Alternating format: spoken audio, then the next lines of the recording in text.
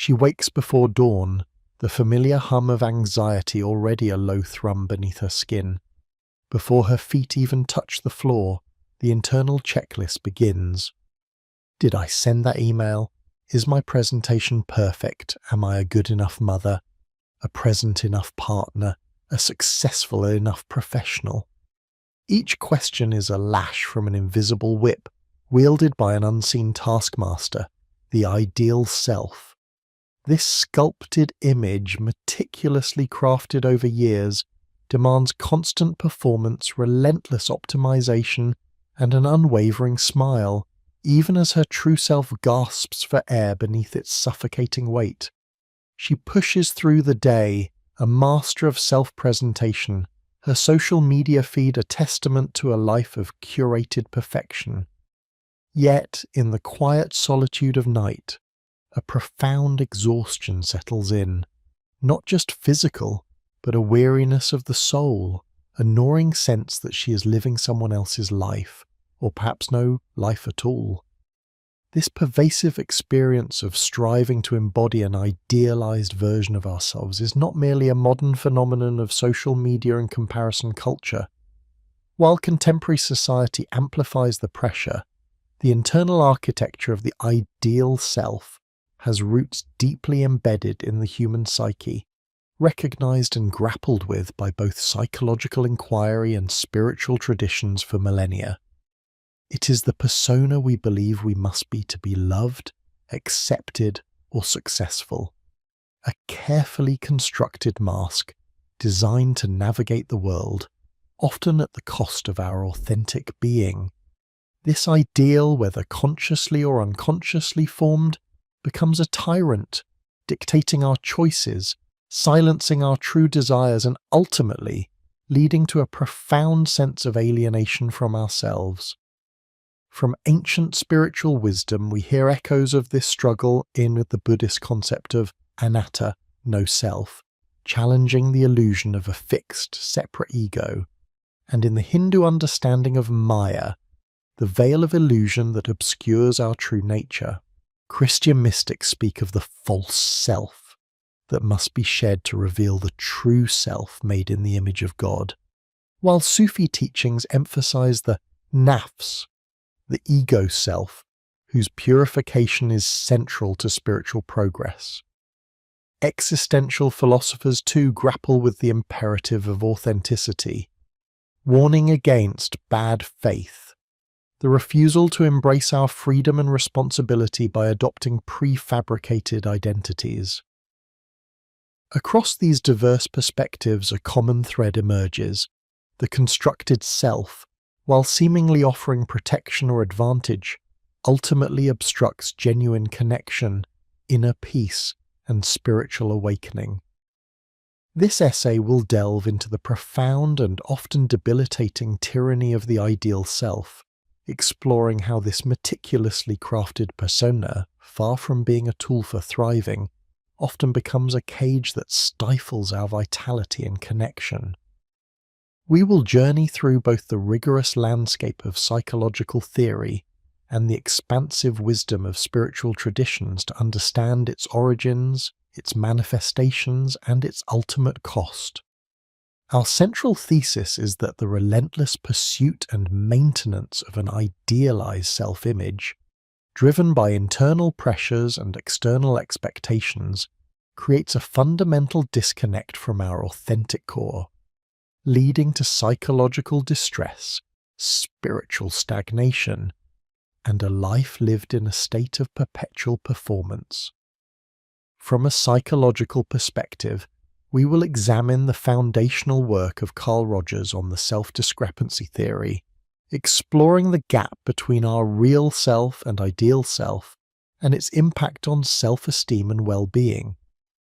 We will consider Carl Jung's concept of the persona as a necessary but potentially dangerous mask, and D.W. Winnicott's insights into the false self as a defense mechanism born from early environmental failures. We will also explore the role of cognitive distortions, perfectionism, and insecure attachment patterns in fueling the relentless drive to conform to an externalized ideal. By integrating neuroscience, we will briefly touch upon how our brains are wired for social comparison and reward, further entrenching these patterns. Simultaneously, we will draw upon a rich tapestry of spiritual wisdom. Buddhist teachings will illuminate how attachment to a fixed, idealized self perpetuates dukkha, suffering, and obscures the truth of anatta. Christian contemplative traditions, particularly figures like Thomas Merton and Richard Rohr, will guide us in distinguishing between the false self of ego and the true self rooted in divine connection, and the painful process of shedding the former. Sufi mysticism will offer insights into the stages of the an-nafs and the path of fana, annihilation of the ego to realize true union. Hindu and Vedantic philosophy will speak to the illusion of Maya and the journey to recognize the Atman, true self, beyond the ahamkara, the ego. We will also touch upon existential philosophy's call for authenticity and indigenous wisdom's emphasis on a relational rather than isolated self. By weaving together these psychological and spiritual lenses, this essay aims to provide a comprehensive understanding of the ideal self, as both a psychological construct with developmental origins and a spiritual impediment to genuine liberation. We will explore its modern manifestations in the age of digital identity and social comparison, illustrate its impact through brief examples from various walks of life, and most importantly, offer practical pathways, both therapeutic and contemplative, for dismantling its tyranny. Ultimately, this journey is an invitation to recognize the masks we wear, to understand their origins, and to courageously step into the messy, imperfect, yet profoundly liberating truth of who we truly are. The quiet solitude of night offered no refuge. Even before the internal projector whirred to life, casting the day's script onto the screen of her consciousness.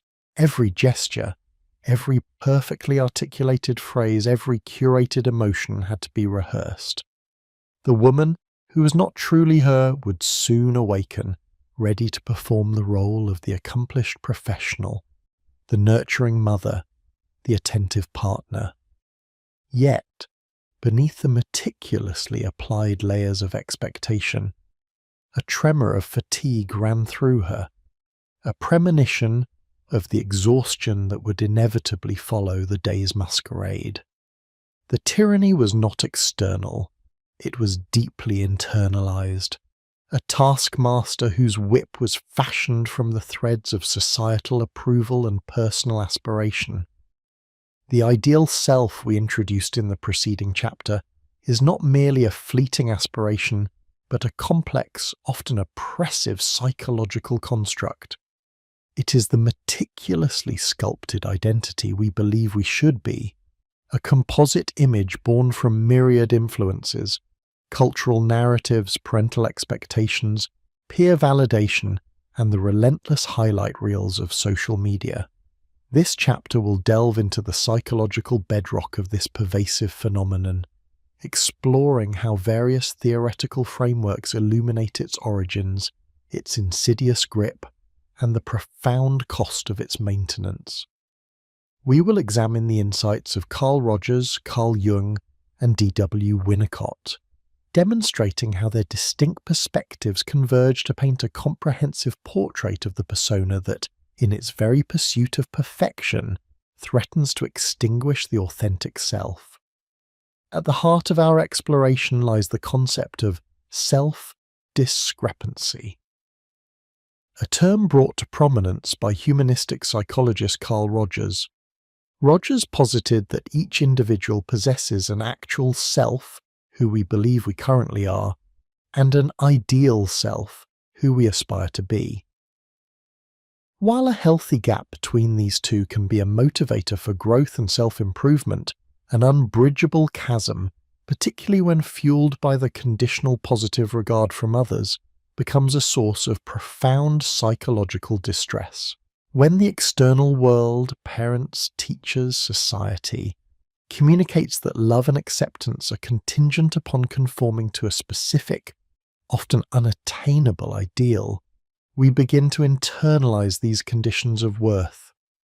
The authentic self, with its imperfections and genuine desires, is pushed aside deemed unworthy in favor of a polished, acceptable facade. Consider the individual perpetually striving for an idealized career trajectory, a flawless domestic life, or an unblemished public image. The actual self, with its moments of doubt, its human failings, its need for rest, is constantly measured against this towering ideal and found wanting. The consequence is a relentless cycle of self-criticism, anxiety, and a pervasive sense of inadequacy.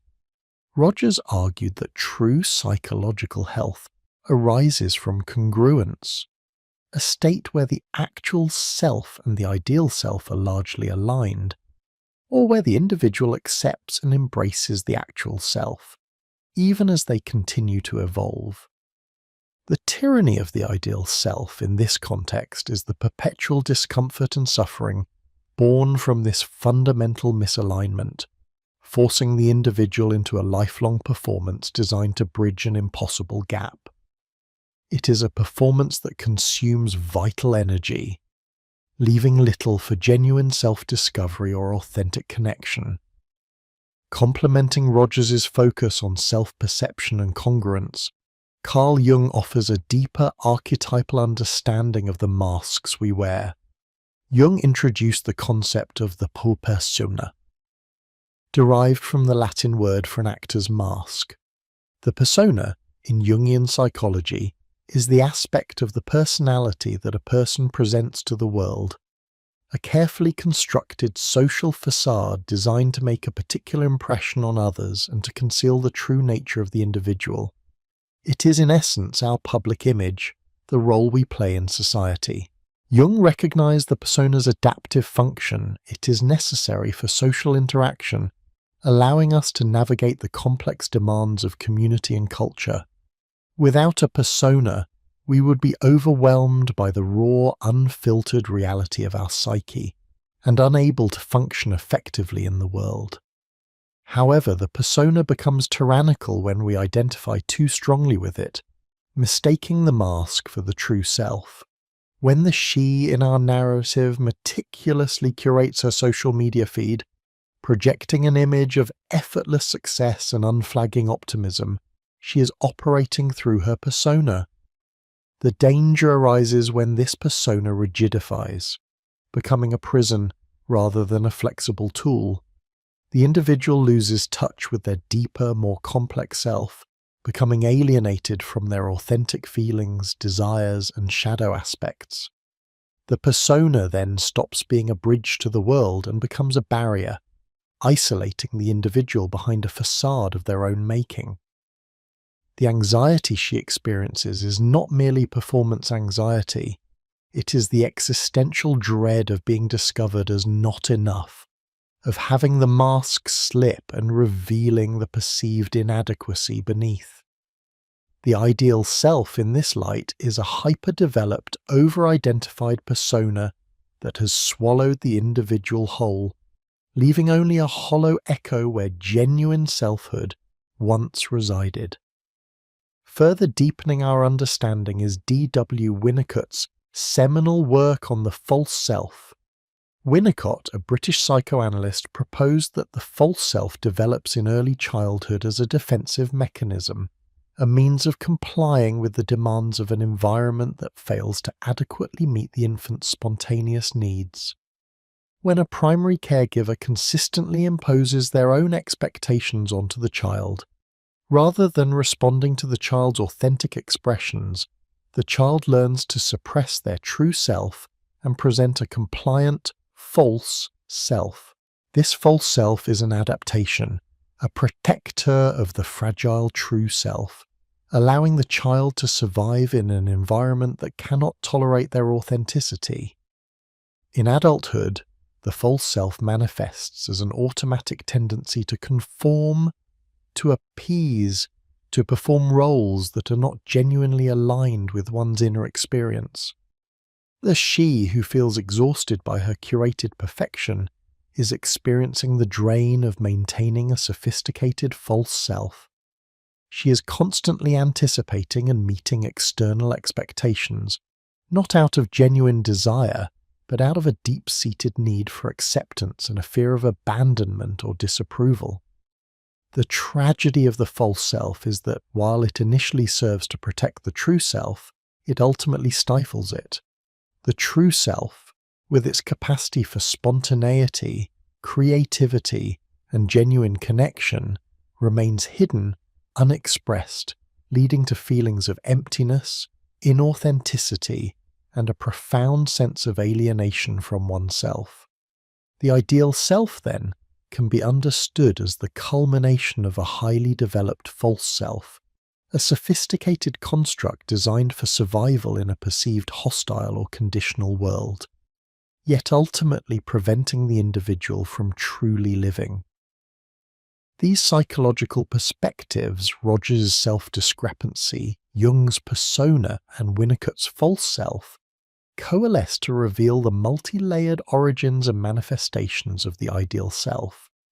They illustrate how this construct, initially perhaps a benign aspiration or a necessary social adaptation, can evolve into an internal tyrant, dictating our thoughts, actions, and even our most intimate feelings. The anxiety, the exhaustion, the sense of inauthenticity that plagues many in contemporary society are not mere personal failings. They are symptoms of a systemic identification with a self that is not our own. We become enslaved by the image we present, forgetting the complex, imperfect, and magnificent reality of who we truly are. The question then becomes, if this persona is so deeply ingrained, so intricately woven into the fabric of our psyche and society, how can we begin to unravel it? How can we dismantle the tyranny of this self-imposed ideal and reclaim the authentic self that lies beneath? These are the profound inquiries that will guide our journey as we turn our attention to the wisdom traditions of the world, seeking parallel insights and ancient pathways to liberation. She wakes before the alarm, a familiar constriction in her chest already tightening its grip. The quiet solitude of the pre-dawn hours, once a sanctuary, now feels like an interrogation room, illuminated by the harsh glare of her own expectations. The meticulously planned schedule for the day ahead, already mapped out in her mind, does not feel like a guide but a relentless taskmaster. Every item, every interaction, every projected success is another brick in the edifice of the woman she should be, the woman she must be. The exhaustion is not just physical, it is a profound weariness of the soul, a silent protest against the constant performance. This is the daily reality of the ideal self in full operation, a self-imposed tyranny built and maintained by forces both external and deeply internalized. Having explored the psychological foundations, the self-discrepancy, the persona, the false self, we now turn our attention to the intricate architectures that construct and perpetuate this oppressive, ideal self. How does this relentless pursuit of perfection take root? And what are the societal and internal mechanisms that sustain its formidable power? This chapter will delineate the external pressures that sculpt our public faces and the internal processes that make us willing, if unwitting, participants in our own psychological imprisonment. We will examine how the ideal self is not merely a personal failing but a cultural artifact, meticulously crafted by the expectations of modern life, and then internalized into a rigid framework that dictates our very being. The contemporary landscape in particular offers fertile ground for the cultivation of the ideal self. We are, arguably, living in an era of unprecedented self-curation. Social media platforms, initially heralded as tools for connection, have evolved into stages for perpetual performance.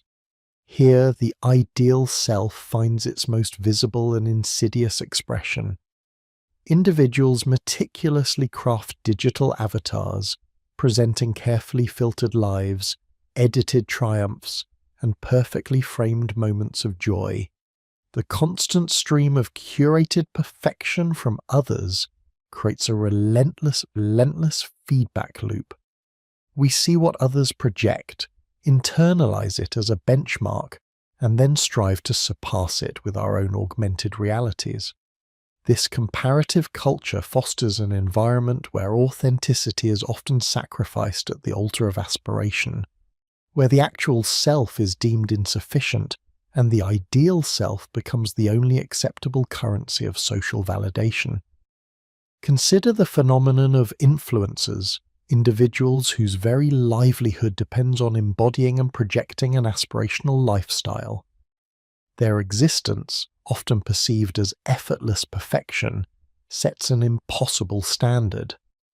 But even beyond the realm of professional self-presenters, the average person engages in this digital masquerade. We post the perfectly plated meal, not the burnt dinner. The scenic vacation photo, not the travel delays. The professional success, not the agonizing failures. This constant editing and filtering of our lives, while seemingly innocuous, reinforces the belief that our raw, unvarnished existence is somehow inadequate. The likes and positive comments become dopamine hits, conditioning us to further refine and present only the most polished facets of our persona, deepening our allegiance to the ideal self, and further divorcing us from our authentic experience. Beyond the digital realm, consumerism plays an equally potent, albeit more subtly woven role in the construction of the ideal self.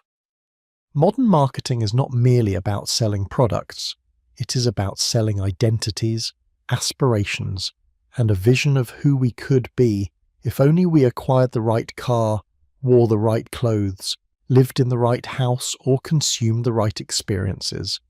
The narrative is clear. Happiness, success, and belonging are attainable through external acquisition. The ideal self is presented as a package deal, a lifestyle brand that can be purchased piece by piece.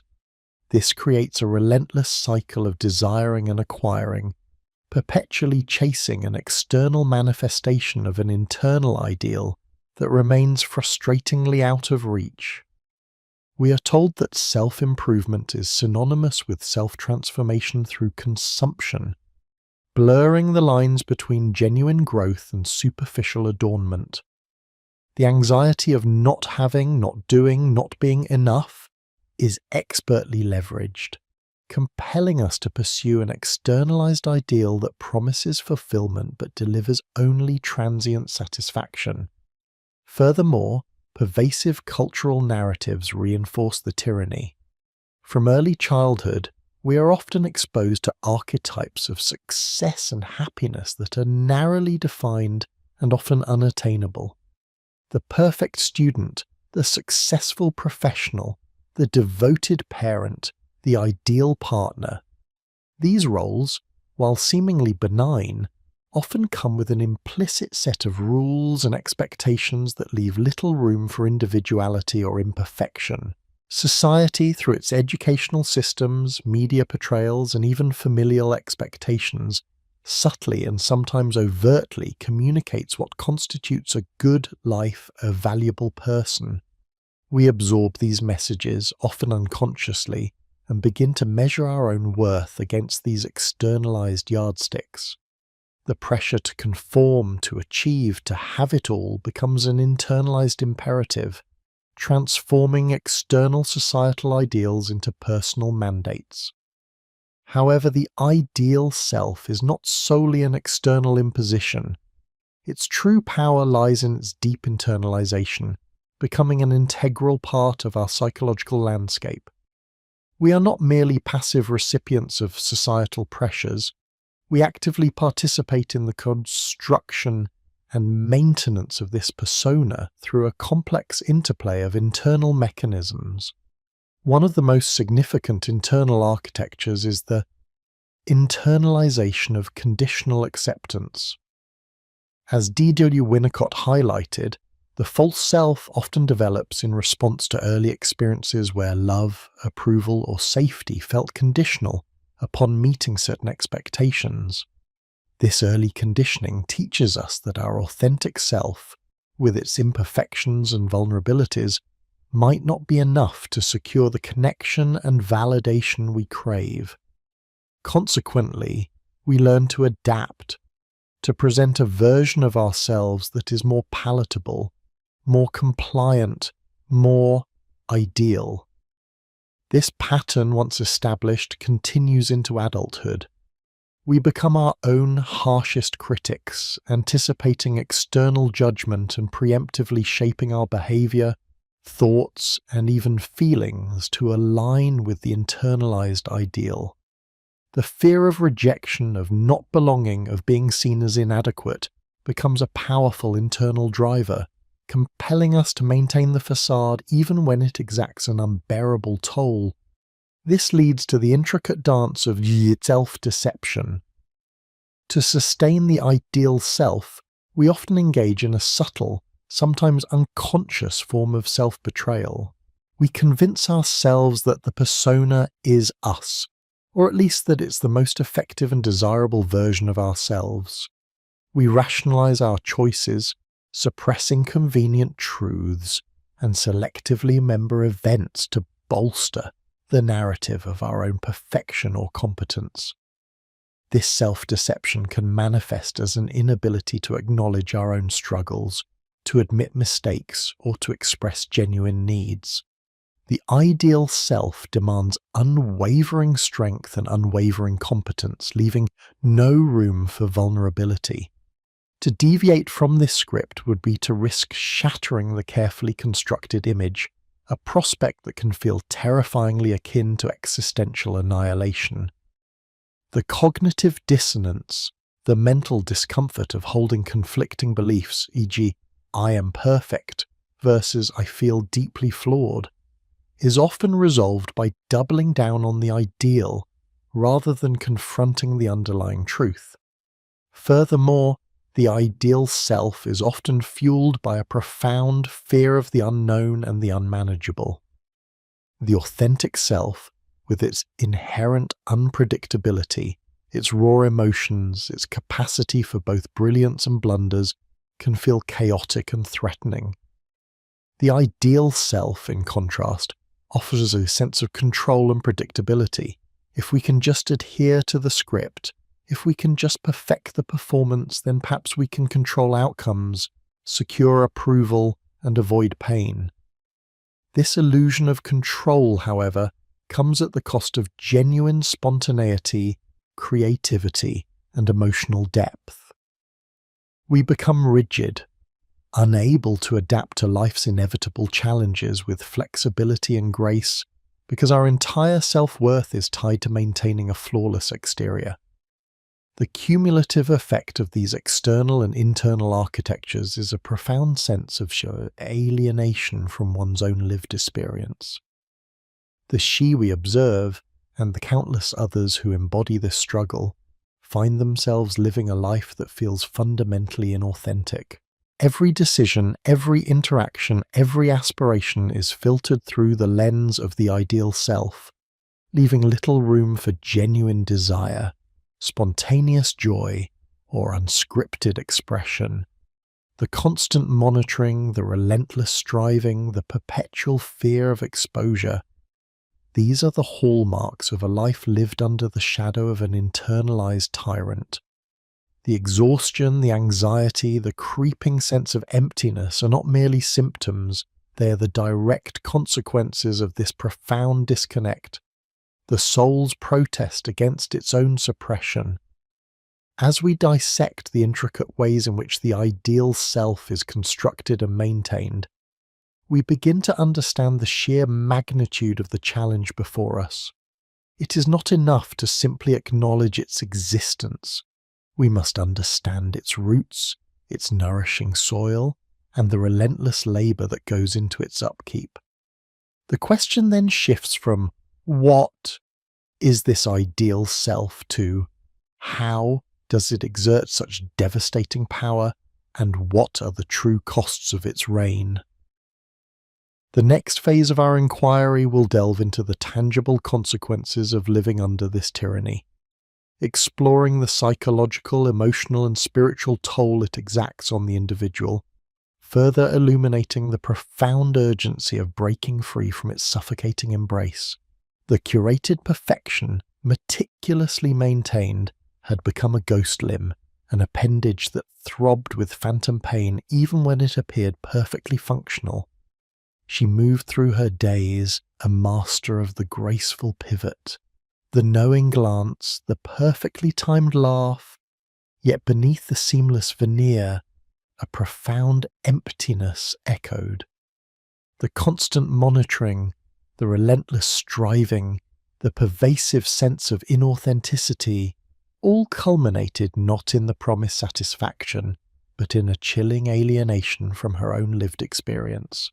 The question from Chapter 3, hanging heavy in the air, becomes not merely rhetorical but an urgent plea.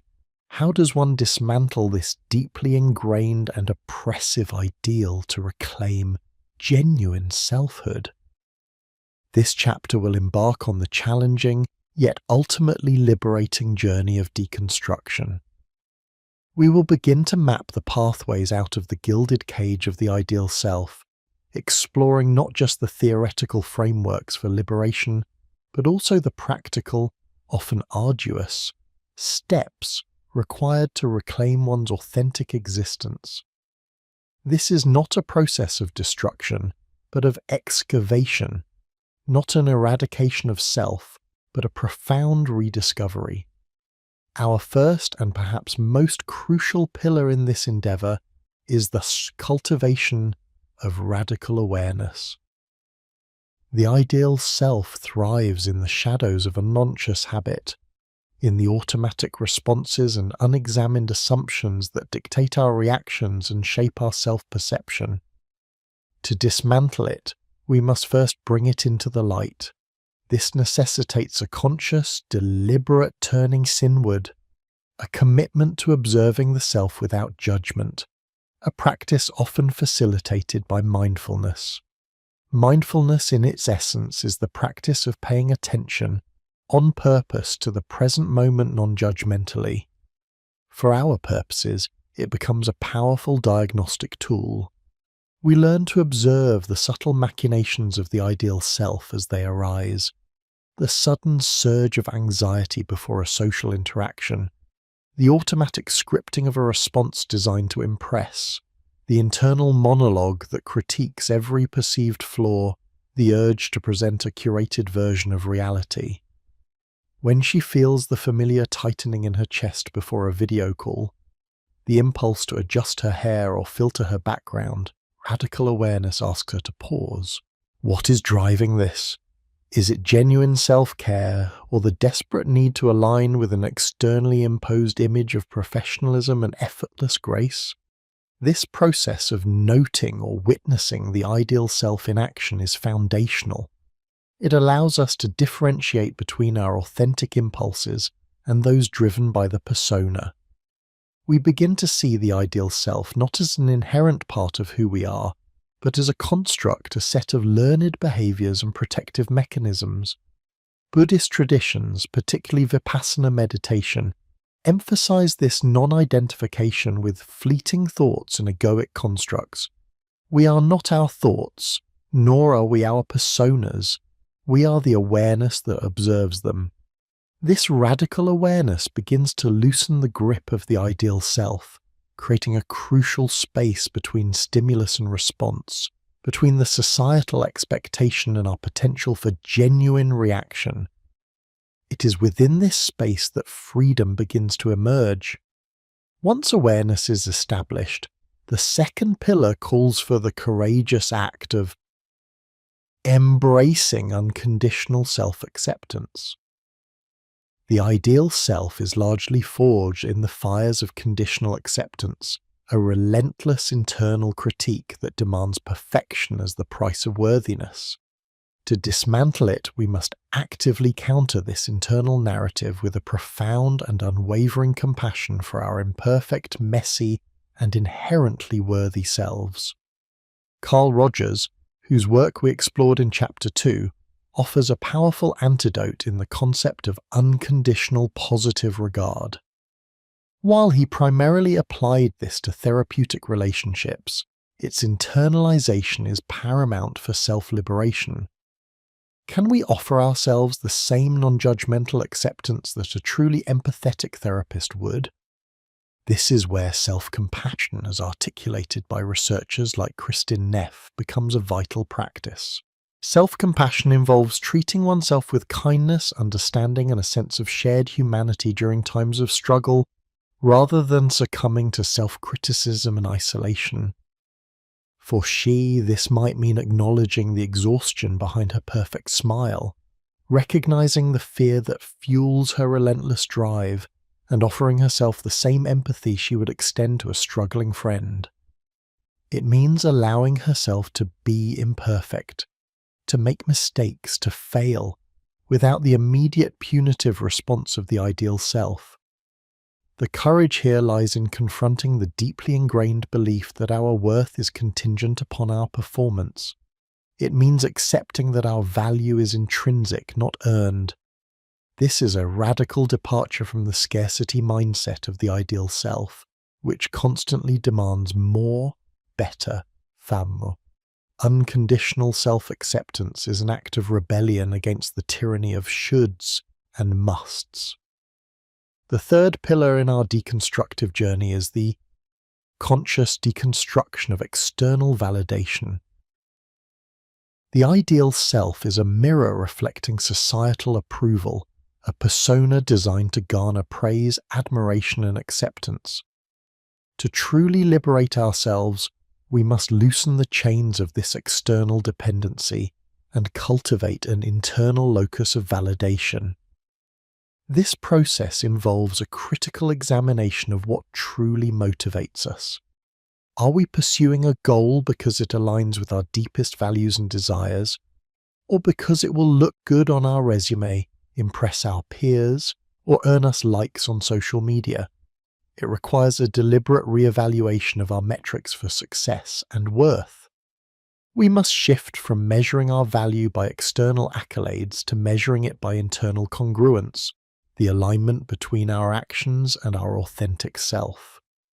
This pillar also involves the challenging yet empowering practice of setting boundaries. The ideal self often manifests as an inability to say no, a compulsion to overextend oneself in pursuit of being good enough or liked. Learning to decline requests that deplete our energy or compromise our values is a powerful act of self-reclamation. It is a declaration that our internal well-being takes precedence over external approval. When she feels the familiar pressure to take on another project, attend another networking event, or craft another perfectly witty social media post, the deconstruction of external validation asks her to pause and question, is this truly for me or for the ideal self I present to the world? The liberation comes in realizing that the discomfort of saying no is often far less debilitating than the slow erosion of self that comes from constantly saying yes to the demands of the persona. The fourth pillar invites us to reclaim authenticity through vulnerability. The ideal self is a fortress, impenetrable and unyielding, designed to protect us from perceived judgment and rejection. But in its very design, it also isolates us, preventing genuine connection and stifling the very qualities that make us uniquely human. To dismantle this fortress, we must dare to be seen, truly seen, in our authentic, imperfect glory. Vulnerability, often misconstrued as weakness, is in fact an act of profound courage. It is the willingness to drop the mask, to expose our true thoughts, feelings, and experiences, even when they fall short of the ideal self's exacting standards. This means allowing ourselves to be uncertain, to express doubt, to admit mistakes, to show our genuine emotions, even those deemed unattractive or unprofessional. The fear here is palpable. What if they see the real me? What if I am rejected? What if I am not enough? These are the very questions the ideal self was created to suppress. Yet it is through embracing this vulnerability that true intimacy and connection are forged. When we allow ourselves to be vulnerable, we invite others to do the same, creating a space for genuine human interaction that transcends the superficiality of curated personas. For she, this might mean sharing a moment of genuine struggle with a trusted friend, admitting a professional insecurity to a mentor, or simply allowing her guard to drop in a personal relationship. It is in these moments of authentic self-disclosure that the ideal self begins to lose its power, revealing the profound truth that our worth is not diminished by our imperfections, but often enhanced by them. Finally, the fifth pillar speaks to the journey of integration and individuation. Shedding the ideal self is not merely about discarding a false front. It is about gathering the fragmented pieces of our true self and integrating them into a cohesive, authentic whole. This ongoing process, which Carl Jung termed individuation, involves not only moving beyond the persona, but also confronting and integrating aspects of the shadow, those parts of ourselves we have repressed or disowned because they do not align with our conscious self-image or societal expectations. Individuation is the lifelong process of becoming a more whole, unique, and integrated person. It moves beyond simply recognizing the ideal self to actively choosing to live in alignment with our deeper truths, even when those truths are inconvenient or challenge established norms. It means embracing our complexities, our contradictions, our light and our shadow. The true self is not a static entity waiting to be discovered, but an evolving, dynamic process of unfolding. We do not find our true self, we live our true self into being, moment by moment, choice by choice. This profound journey of dismantling the ideal self is not a linear path, nor is it without its challenges. There will be moments of profound discomfort, of uncertainty, of grief for the self we thought we were, and fear of the self we are becoming. The world, accustomed to our performance, may resist our authenticity. Yet the promise of this journey is nothing less than liberation. Liberation from exhaustion, from inauthenticity, from the crushing weight of expectation. It is a purposeful inquiry into the very nature of selfhood, paving the way for a life lived with congruence, integrity, and genuine connection. The remaining chapters will delve deeper into the practical applications and profound implications of these pillars, guiding us towards a future where the authentic self not only survives but thrives. The quiet solitude of night, once a sanctuary for her meticulously crafted routines, now often felt like an echo chamber for the burgeoning dissonance within. She would wake, not to the alarm, but to a persistent hum of unease, a subtle tremor beneath the polished surface of her composure. The previous chapter had laid out a map, a series of pathways promising liberation, but the first steps on such a journey are rarely gentle. They are often marked by a sharpened awareness of the chains one must shed, rather than the immediate sensation of freedom.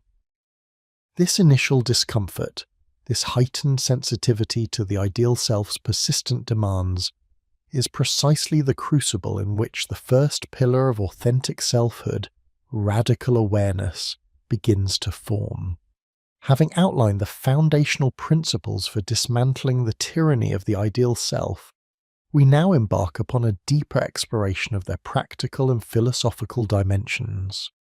This chapter will delve into the initial, often most challenging steps of this transformative journey, illuminating how the cultivation of radical awareness, the embrace of unconditional self-acceptance, and the conscious deconstruction of external validation serve as critical levers for shifting one's entire relationship with self and world. We will dissect the mechanisms through which these pillars operate, examine the internal resistances they invariably encounter, and elucidate their profound implications for reclaiming an authentic, congruent existence. The first pathway, the cultivation of radical awareness, is not merely a suggestion but a prerequisite for any genuine transformation. It is the act of turning the inner gaze upon the very mechanisms of the ideal self, observing its machinations without entanglement or judgment. This is distinct from introspection, which can often be a recursive loop within the ego's narrative. Radical awareness seeks to transcend the narrative entirely, stepping back to witness the storyteller. We are not merely thinking about our thoughts and feelings, but observing the process of thinking and feeling, recognizing the ideal self as a construct rather than an inherent truth. To cultivate such awareness requires a deliberate and sustained practice, often rooted in mindfulness traditions. We learn to identify the subtle cues, the sudden surge of anxiety before a social engagement, the automatic scripting of a response designed to impress, the internal monologue of self-criticism when a performance falls short of perfection. These are the telltale signs of the ideal self asserting its dominance. Through mindfulness, we create a space, a critical distance between the observing consciousness and the observed persona.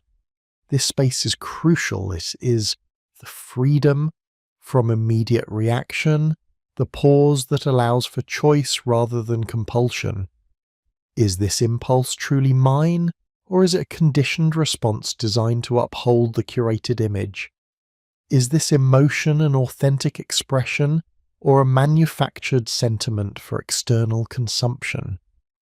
This practice of disidentification, a core concept in various spiritual and psychological frameworks, allows us to recognize that we are not the thoughts, feelings, or roles that constitute the ideal self. We are the awareness behind them. The ideal self becomes an object of observation, rather than the subject of our identity. This metacognitive ability to think about our thinking empowers us to differentiate between the authentic stirrings of our deeper self and the automated performances of the persona. It is a rigorous, often uncomfortable process of self-interrogation. For decades, perhaps, we have lived so deeply entrenched in the ideal self that its voice has become indistinguishable from our own. Radical awareness calls for an archaeological excavation, sifting through layers of conditioning to uncover the genuine artifact beneath. It is the first courageous act of self-authorship, a declaration that we will no longer be passively dictated by an internal tyrant.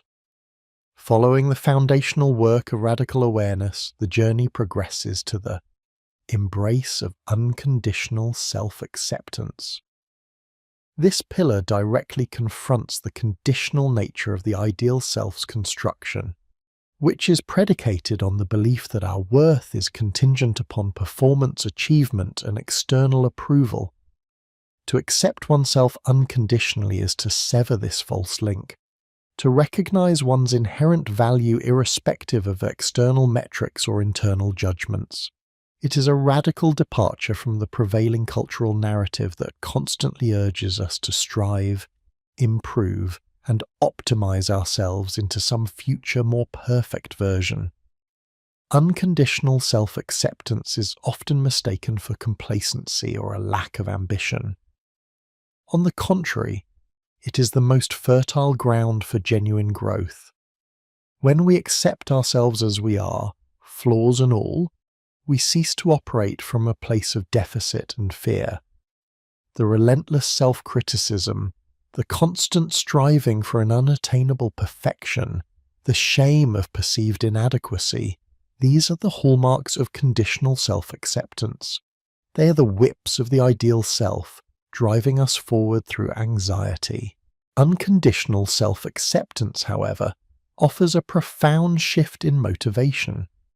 We are moved not by the fear of not being enough, but by the desire to express the fullness of who we intrinsically are.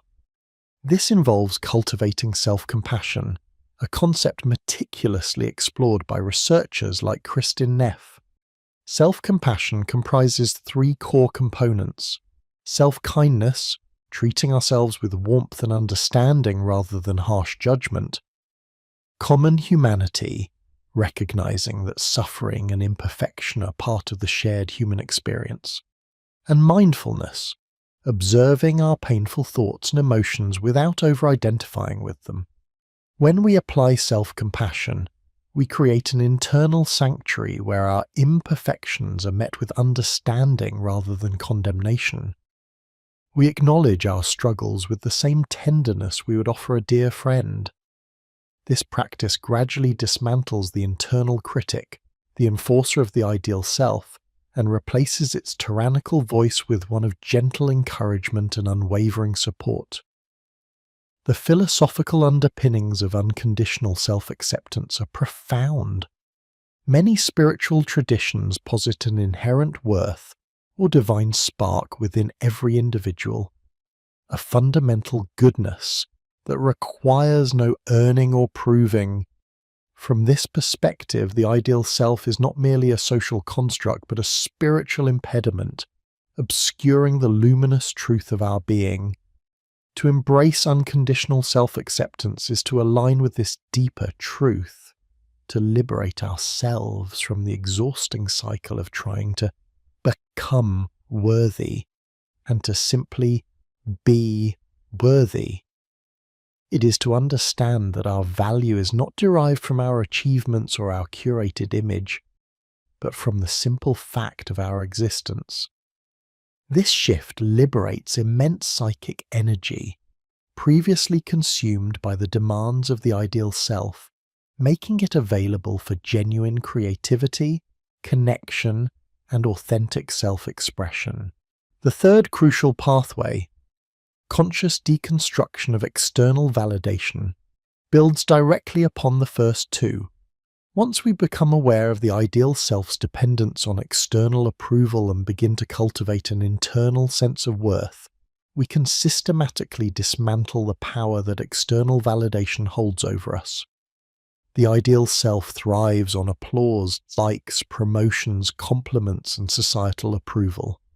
It is a carefully constructed facade designed to elicit these very responses. To deconstruct this reliance is to redirect our locus of evaluation from the outside in. This process begins by identifying the specific sources of external validation that have become most potent for us. Is it the approval of a parent, a partner, a boss, or the nebulous gaze of social media? We must then observe how our behaviors, choices, and even our internal states are subtly or overtly adjusted to meet the perceived expectations of these external authorities. The ideal self is a master chameleon, constantly adapting its hue to blend into the landscape of desired approval. Deconstruction involves recognizing these adaptive maneuvers and consciously choosing a different path. Practically, this manifests in several ways. It means setting boundaries, both internal and external, that protect our authentic self from the demands of others. It means learning to say no to opportunities that might boost our external image, but drain our internal resources. It means discerning between genuine feedback that aids growth and manipulative praise designed to control. Most importantly, it involves cultivating an internal metric of success and fulfillment, one that is aligned with our deepest values and intrinsic desires, rather than with societal benchmarks of achievement. The fear of rejection is perhaps the greatest barrier to deconstructing external validation. The ideal self promises safety and belonging, if only we conform perfectly. To step away from this promise to risk disapproval or misunderstanding requires immense courage. Yet it is precisely in this courageous step that genuine connection becomes possible. For how can others truly connect with us if they are only ever interacting with a carefully constructed image? The deconstruction of external validation is not about becoming indifferent to others, but about becoming internally congruent. It is about valuing integrity over popularity, authenticity over applause. These initial pathways, radical awareness, unconditional self-acceptance, and the deconstruction of external validation, are not discrete steps but interwoven threads in a complex tapestry of liberation. Each reinforces the other, creating a cumulative effect that gradually weakens the grip of the ideal self. The journey is arduous, often marked by moments of doubt and the uncomfortable realization of how deeply ingrained the persona has become. Yet it is a journey towards profound self-reclamation, promising a life lived not in constant performance but in genuine presence. As we begin to walk these pathways, we discover that the true self is not something to be achieved or earned, but something to be uncovered and embraced, allowing us to move from the exhausting charade of becoming to the liberating truth of being. In the chapters to come, we will explore further methods for fostering true connection and integrating the fragmented self, deepening our understanding of what it means to live authentically. She felt it, a persistent hum beneath the surface of her carefully constructed calm. It was a new kind of discomfort, not the familiar gnawing anxiety of failing to meet an unseen standard, but the raw, exposed feeling of seeing the standard itself. The relentless whisper of the ideal self was no longer just a background noise. It was an object of her awareness, scrutinized in the quiet solitude before dawn, in the forced smiles of meetings, in the curated captions of social media posts. This radical awareness, the first pillar of deconstruction, was proving to be less a gentle unveiling and more a jarring confrontation with a lifelong performance. We enter now into the arduous, yet profoundly liberating journey of dismantling the ideal self, beginning with the foundational practices that pave the way for genuine self-reclamation. The initial steps are often the most challenging, demanding a steadfast commitment to introspection and a willingness to sit with discomfort. These are not passive theoretical exercises, but active daily engagements with the very structures of our conditioned existence. The first pillar, the cultivation of radical awareness, serves as the essential prerequisite for any meaningful change. It is an invitation to become the observer of our own internal theatre, to witness the machinations of the ideal self without immediate judgment or intervention. This is not about suppressing the persona, but about bringing it into the full light of consciousness. We are asked to notice when the ideal self demands a particular response, dictates an emotion, or compels a performance. When does it insist on perfection in a presentation, on an effortless grace in social interactions, or on an unblemished image on screen? This radical awareness is rooted in mindfulness practices across various contemplative traditions, from Buddhist Vipassana to Stoic self-reflection. It necessitates a deliberate pause, a moment of critical distance from the immediate impulse to conform or perform. Consider the individual like she, who finds herself meticulously crafting an email, not for clarity or efficiency, but for an imagined reception of intellectual superiority or unassailable competence. Radical awareness asks her to notice this impulse. Who is driving this? Is it her authentic desire to communicate or the ideal self seeking validation? We are observing the gap between the spontaneous, authentic self and the meticulously engineered persona. Initially, This awareness can be unsettling, even painful. The ideal self, having operated in the shadows of habit and subconscious programming for so long, resists scrutiny. It thrives on automaticity. When we begin to observe it, we expose its mechanisms, its fears, and its relentless drive for external approval. This is why the early stages often feel like an increase in anxiety rather than a decrease. The comfortable illusion of control, the safety of the mask, begins to crack, revealing the raw vulnerability beneath. We become acutely aware of the constant self-monitoring, the internal editor, the public relations manager of the self that never truly rests. This heightened sensitivity, while uncomfortable, is precisely the point. It is the necessary disruption that allows us to distinguish between our true desires and the dictates of the persona. However, awareness alone, without a complementary practice, can lead to self-flagellation or paralysis. If we merely observe the ideal self and its imperfections, we risk falling into a new trap of judgment. This is where the second pillar, embracing unconditional self-acceptance, becomes not just crucial but salvific. Having seen the persona, having witnessed its flaws and its exhausting demands, we must then extend compassion to the self that created it and to the self that struggles under its weight. Unconditional self-acceptance is the radical act of recognizing our inherent worth, independent of performance, achievement, or external validation.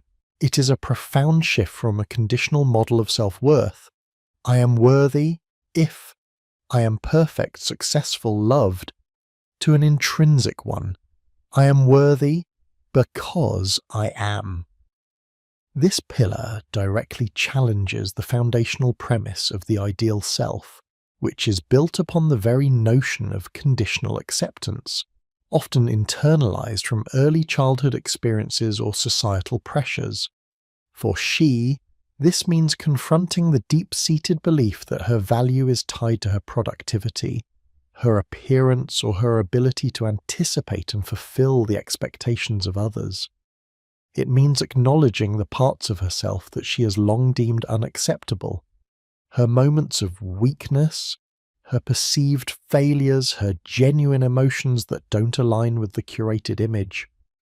Unconditional self-acceptance is not self-indulgence or complacency. It is the courageous recognition that our humanity, with all its imperfections, is inherently deserving of love and respect. It involves practicing self-compassion, treating ourselves with the same kindness and understanding we would offer a dear friend facing similar struggles. Can we allow ourselves to be less than perfect, to make mistakes, to feel authentic emotions without immediately rushing to fix, hide, or apologize for them? This pillar invites us to mend the internal rift created by the ideal self, by embracing all aspects of our being, especially those that have been exiled. The journey from awareness to acceptance naturally leads us to the third pillar, conscious deconstruction of external validation. If we are aware of the ideal self's relentless pursuit of external approval, and if we are cultivating an internal sense of unconditional worth, then the logical next step is to actively disengage from the feedback loops that feed the persona. This pillar involves a deliberate, often uncomfortable reorientation of our energy from seeking affirmation outside ourselves to cultivating congruence within. The ideal self is an expert at monitoring external cues, likes, praise, promotions, invitations, and adjusting its performance accordingly. The deconstruction of external validation requires us to consciously interrupt this process. It means practicing the art of saying no to demands that deplete us but would secure approval. It means choosing authenticity in our communication, even if it risks misunderstanding or disapproval. It means stepping back from the constant comparison fueled by social media, recognizing that the curated perfection presented online is often another manifestation of everyone else's ideal self.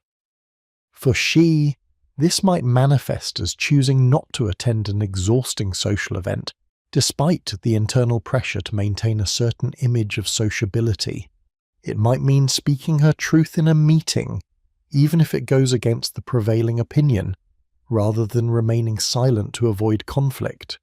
It means consciously detaching her sense of self-worth from the number of followers, the accolades received, or the perceived approval of her peers. This is a profound act of boundary setting, not just with others, but with the internalized voices of expectation. This pillar is particularly challenging because our desire for belonging and acceptance is deeply ingrained. The ideal self promises these things in exchange for our performance. To consciously deconstruct external validation is to risk the very things the persona was designed to secure. It invokes fears of rejection, isolation, and insignificance. However, it is precisely in facing these fears that we begin to distinguish genuine connection from conditional approval. True connection, we will discover, is built not on a flawless performance, but on authentic presence and shared vulnerability. The application of these first three pillars is a daily, sometimes hourly practice. It is a continuous cycle of noticing the ideal self, radical awareness, accepting the authentic self that emerges, flaws and all, unconditional self-acceptance, and choosing. Actions rooted in internal congruence rather than external approval, deconstructions of external validation. This movement from an exhausting charade to a liberating state of genuine presence is not a linear progression, but a spiral, revisiting and deepening each practice as new layers of the ideal self are revealed. The path is arduous, fraught with moments of doubt and regression, but it is the only path towards reclaiming the authentic self and escaping the tyranny of the persona that has for too long held us captive. The next steps in this journey will ask us to dare even further, to open ourselves to the profound transformative power of vulnerability and the deep work of integration. The soft glow of the screen illuminated her face, a mirror reflecting not the polished image she presented to the world, but the raw, unedited landscape of her internal struggle. Before dawn, in the quiet solitude of night, the silence usually offered a respite, a brief truce in the ceaseless performance. But now it amplified the unfamiliar tremors within. Radical awareness, once a nascent seed of hope, had blossomed into a thorny vine, its tendrils wrapping around every curated gesture, every carefully chosen word. She saw the ideal self everywhere, a phantom limb that still ached with the urge to perform, even when no audience was present. The discomfort was profound, a constant chafing against the skin of her carefully constructed reality. Unconditional self-acceptance, a concept so liberating in theory, proved an Everest in practice. Each perceived flaw, each inadequacy she had meticulously hidden or rationalized away, now surfaced with an unsettling clarity. To acknowledge them without judgment, to embrace the inherent messiness of her being, felt like an act of betrayal against the very perfection she had strived for her entire life. And the conscious deconstruction of external validation, that was an open wound. The subtle, almost unconscious addiction to affirmation, the quiet thrill of approval, was being systematically starved. The silence where applause used to be, the absence of expected praise, left a void that echoed with the unfamiliar sound of her own intrinsic worth, still too faint to soothe the lingering ache of conditional love. She felt exposed, not yet liberated, but stripped bare, standing on the precipice of something unknown and profoundly terrifying. This arduous journey, which we have meticulously charted through the initial pillars of radical awareness, unconditional self-acceptance, and the conscious deconstruction of external validation, inevitably leads us to the fourth, arguably most challenging, yet ultimately most liberating pillar: reclaiming authenticity through vulnerability. For she and for countless others navigating this treacherous terrain, the preceding steps are not merely preparatory exercises. They are the essential groundwork that makes the very concept of vulnerability conceivable, let alone actionable. How can one truly be vulnerable without first possessing a nascent awareness of their authentic self, a foundational acceptance of its imperfections, and a willingness to detach from the immediate gratification of external approval? The answer is quite simply they cannot. Vulnerability, in the context of dismantling the ideal self, is not a reckless act of self-exposure. It is a courageous and intentional unveiling of one's true self, complete with its fears, doubts, needs, and genuine emotions, in pursuit of authentic connection and profound self-integration. The ideal self, by its very nature, is an edifice built upon the illusion of invulnerability. It presents a facade of unvarying strength, unblemished success, and emotional stoicism. Its purpose is to shield the individual from perceived threats, judgment, rejection, inadequacy, and the profound terror of not being enough. In this meticulously curated world, vulnerability is not merely a weakness, it is an existential threat, a crack in the armor that could expose the fragile, authentic self beneath. The ideal self dictates that one must always be composed, always in control, always presenting the most polished version, lest the world discover the human beneath the mask. This pervasive fear of exposure is precisely what perpetuates the tyranny, trapping individuals in a gilded cage of self-imposed isolation. To reclaim authenticity, therefore, demands a radical redefinition of vulnerability. It is not about wallowing in self-pity or indiscriminately broadcasting one's deepest insecurities. Rather, it is an act of profound courage, a willingness to be seen as one truly is, without the protective layers of the persona. Psychologically, this involves a profound shift from a shame-based existence, where imperfections are hidden and perceived as evidence of unworthiness, to a more compassionate understanding of the human condition. As researchers in the field of emotional intelligence and connection have illuminated, vulnerability is not the antithesis of strength. It is its very wellspring. It is through the courageous act of showing up imperfectly that we cultivate resilience, foster genuine empathy, and forge authentic bonds. The ideal self promises acceptance through perfection. Vulnerability offers belonging through imperfection. Which, we must ask, offers a more sustainable and fulfilling path? Philosophically and spiritually, the concept of vulnerability resonates across diverse traditions. Existential thinkers emphasize the inherent nakedness of human existence, the terrifying freedom and responsibility of being. To embrace vulnerability is to confront this existential reality, to shed the comforting illusions of control and certainty that the ideal self provides. It is to acknowledge our finitude, our limitations, and our profound interconnectedness. In many spiritual paths, the journey towards authenticity often involves a stripping away of ego, a shedding of false identities, and a willingness to stand before the divine, or the universe, or one's deepest self, in utter humility and openness. This nakedness of the soul is not a sign of weakness, but a prerequisite for genuine spiritual growth and connection. It is the very ground upon which true compassion, both for oneself and for others, can flourish.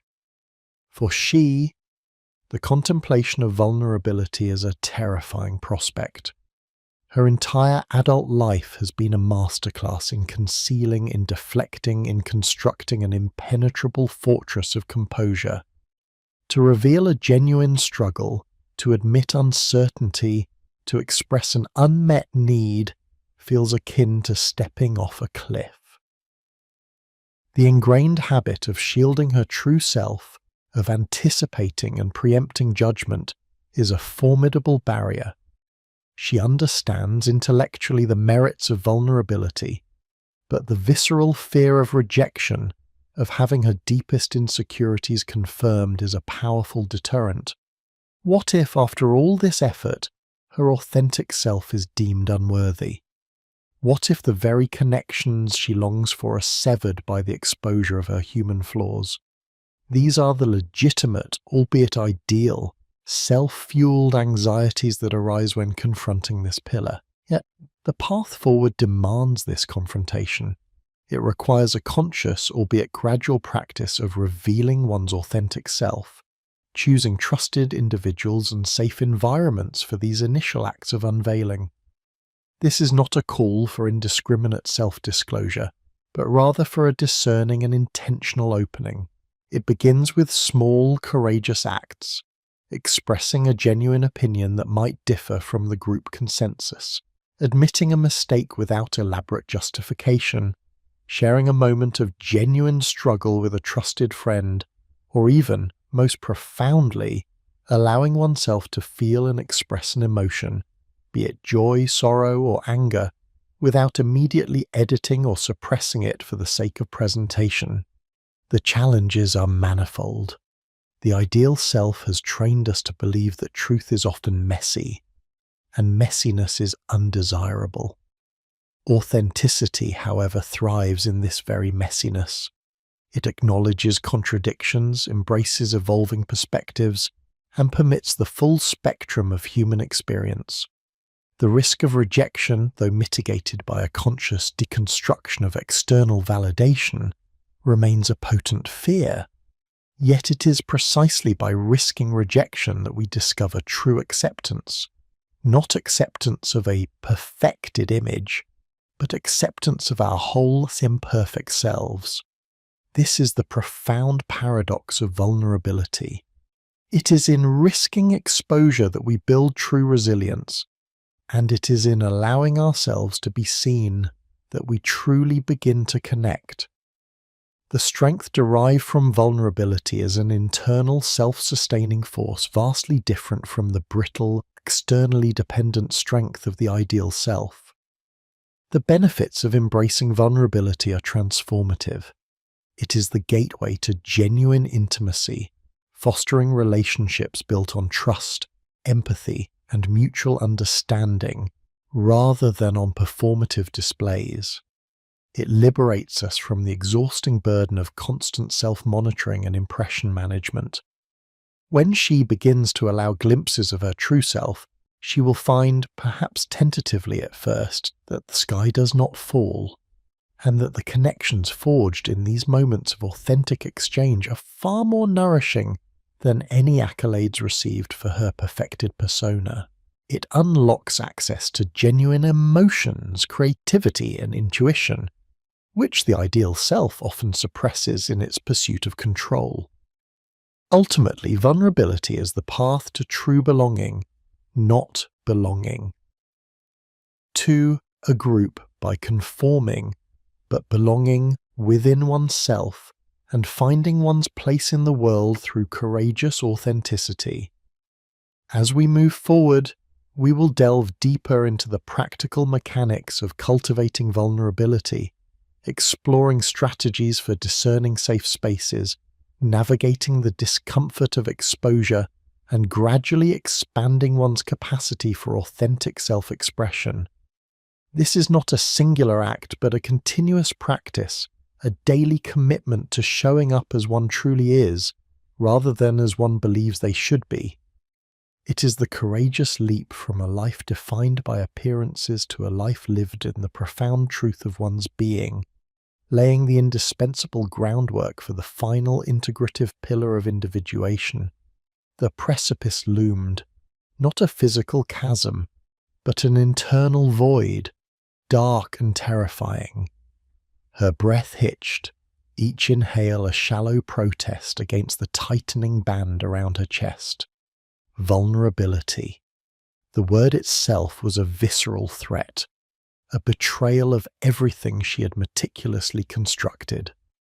Her ideal self, a fortress built brick by brick with perfection and curated appearances, recoiled from the very notion, perceiving it as an existential collapse. To reveal, to expose, to surrender the carefully maintained illusion, this was not merely discomfort, it was a death sentence for the persona that had defined her existence. She stood paralyzed, caught between the agonizing awareness of her inauthenticity and the primal terror of dismantling it. This paralysis, this profound terror is not unique to her. It is the universal lament of the human condition, echoing through the annals of psychological inquiry and philosophical discourse. We stand collectively at the gates of self-revelation, often preferring the known misery of the false self to the unknown liberation of authenticity. The fourth pillar of our framework, reclaiming authenticity through vulnerability, is arguably the most daunting, precisely because it demands the dismantling of the very defenses the ideal self has erected for survival. It asks us to open the gates of the fortress, to invite observation, and to risk the perceived annihilation that exposure entails. What precisely is this vulnerability that strikes such primal fear into the heart of the constructed self? Psychologically, vulnerability is the willingness to be seen without guarantee, to expose our authentic selves, our thoughts, feelings, imperfections, and needs, to the world despite the inherent risk of rejection, shame, or hurt. It is, as Dr. Brené Brown eloquently posits, uncertainty, risk, and emotional exposure. For the ideal self, which thrives on control, predictability, and the flawless presentation of a curated image, vulnerability is anathema. It represents a loss of control, an embrace of the unpredictable, and a direct challenge to the illusion of invulnerability. The ideal self functions as a sophisticated defense mechanism, a bulwark against perceived judgment and potential inadequacy. To be vulnerable is to willingly lower this shield, to invite the very critiques it has spent a lifetime repelling. Philosophically, vulnerability is deeply intertwined with the concept of authenticity. To live authentically, as existentialist thinkers like Jean-Paul Sartre and Martin Heidegger suggest, is to embrace our freedom and responsibility for self-creation, acknowledging the inherent anguish that comes with such profound liberty. Vulnerability, in this context, is the courageous act of manifesting one's true self in the world, accepting the inherent thrownness of existence and the lack of pre-given meaning. It is a refusal to hide behind societal roles or constructed personas, even when doing so feels safer. The ideal self, conversely, seeks refuge in these pre-established scripts, believing them to offer a blueprint for acceptance and belonging.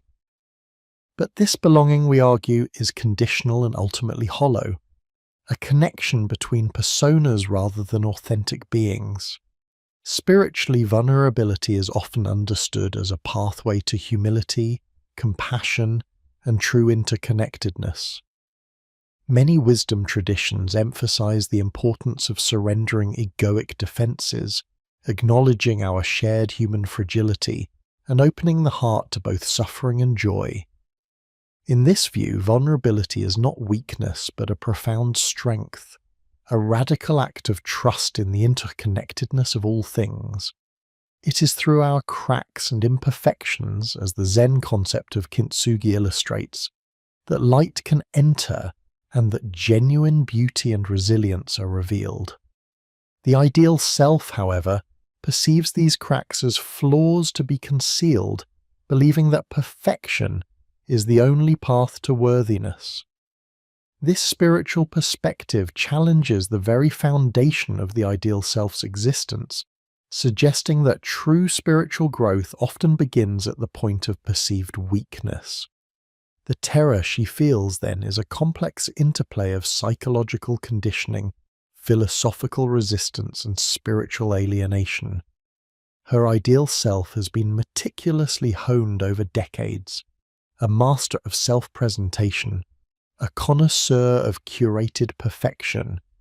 It has learned that validation, acceptance, and even love are often conditional, bestowed upon the flawless facade rather than the messy, imperfect human beneath. To reveal that messiness is to risk losing everything this persona has worked to acquire: status, admiration, and a carefully constructed sense of self-worth. It is to risk the ultimate abandonment not just by others, but by the very self-concept she has clung to. We must understand that the ideal self perceives vulnerability as an existential threat because, in a very real sense, it is an existential threat to the ideal self. The persona cannot coexist with raw authenticity. It requires a barrier, a filter, a constant performance. When the individual chooses vulnerability, they are actively dismantling this barrier, exposing the illusion, and thereby initiating the slow, painful dissolution of the ideal self. This is why the journey to authenticity often feels like a death, a shedding of a skin that, however constricting, has been familiar and ostensibly protective. Yet, the paradox is undeniable. The very thing the ideal self fears most is precisely what the true self craves and needs for genuine connection and liberation. True belonging, unlike the conditional acceptance offered to the ideal self, is born in vulnerability. It is the recognition that we are worthy of connection, not despite our imperfections, but often because of them. When we dare to be seen, to reveal our struggles, our doubts, our unpolished edges, we create a space for others to do the same. This reciprocal authenticity forms the bedrock of profound human connection, fostering empathy, trust, and a sense of shared humanity that the isolated ideal self can never attain. For our representative figure, the preceding pillars have laid crucial groundwork for this terrifying leap. Radical awareness has illuminated the pervasive influence of her ideal self, exposing the constant performance and the internal exhaustion it generates. Unconditional self-acceptance, though still fragile, provides the nascent internal permission to be imperfect, to begin to view her flaws not as grounds for condemnation, but as inherent aspects of her humanity. And the conscious deconstruction of external validation has begun to loosen the ideal self's reliance on the fickle approval of others, theoretically reducing the perceived stakes of self-revelation. However, the theoretical understanding does not diminish the visceral terror. The ideal self, like a cornered animal, fights for its survival, deploying its most potent weapons: shame, fear of judgment, and the terrifying spectre of isolation. How then do we navigate this profound fear and practically implement vulnerability, moving beyond intellectual assent to embodied experience? This is the central inquiry of this stage of the journey. We will explore the nuanced understanding of vulnerability, distinguishing between healthy, intentional self-disclosure and reckless self-exposure. We will examine the crucial role of discernment, learning to identify safe spaces and trustworthy relationships where vulnerability can be practiced and nurtured. Furthermore, we will delve into the concept of courage not as the absence of fear, but as the willingness to act in its presence, taking small incremental steps toward authentic self-expression. The path forward demands a redefinition of strength, shifting from the rigid, impenetrable facade of the ideal self to the resilient, permeable openness of the authentic self. It requires cultivating self-compassion to soothe the inevitable discomfort and shame that arise when exposing long-hidden parts of ourselves. It calls for a profound act of trust in our own inherent worthiness, trust in the capacity for genuine connection, and trust in the transformative power of authenticity itself. This journey is not about eradicating fear, but about learning to lean into it, to recognize it as a signal that we are on the precipice of profound growth, standing at the threshold of a life truly lived. The challenge for her and for all of us is to find the courage to take that first, terrifying step into the light of our unvarnished truth. The terror is absolute, a cold, constricting vice around her chest. Each breath is shallow, ragged, a futile attempt to expand lungs that feel shrunken, calcified. The mere thought of letting down her guard, of exposing the raw, unpolished core beneath the meticulously constructed facade, sends a jolt of primal fear through her system. This is not mere discomfort.